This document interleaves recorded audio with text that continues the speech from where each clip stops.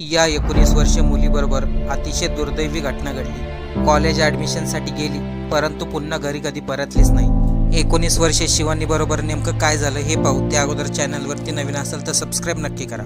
शिवानी संतोष पाटील, वय वर्ष 19, असं या तरुण मुलीचे नाव। 19 वर्षीय शिवानी कोल्हापूरमधील अंबाईटकमधील रहिवासी। बुधवारी सकाळी शिवानी KIT येथे आपले ॲडमिशन घेण्यासाठी गेली होती। कॉलेजमध्ये ॲडमिशनची चौकशी केल्यानंतर शिवानी आपल्या मोपेडवरून पुन्हा आपल्या घराकडे निघाली। कॉलेजमध्ये आपला नवीन प्रवेश होणार म्हणून शिवानी आनंदात होती, परंतु कुरनीतीला हे बघवलं नाही। शिवानी घरी जात असताना सुदर्शन पेट्रोल पंप जवळ आली असता अज्ञात वाहनाने तिच्या मोपेडला जोरदार धडक दिली। 19 वर्षीय शिवानी मोपेडसह 25 फूट फरफटत गेली। या अपघातामध्ये शिवानीचा दुर्दैवी मृत्यू झाला। आपल्या भारतामध्ये रोज अपघातामध्ये अनेक लोकांचे जीव जातात, त्यामुळे कधीही लक्षात ठेवा, कुठेही जाण्यासाठी वेळ जरी लागला तरी गाडी सावकाश चालवा।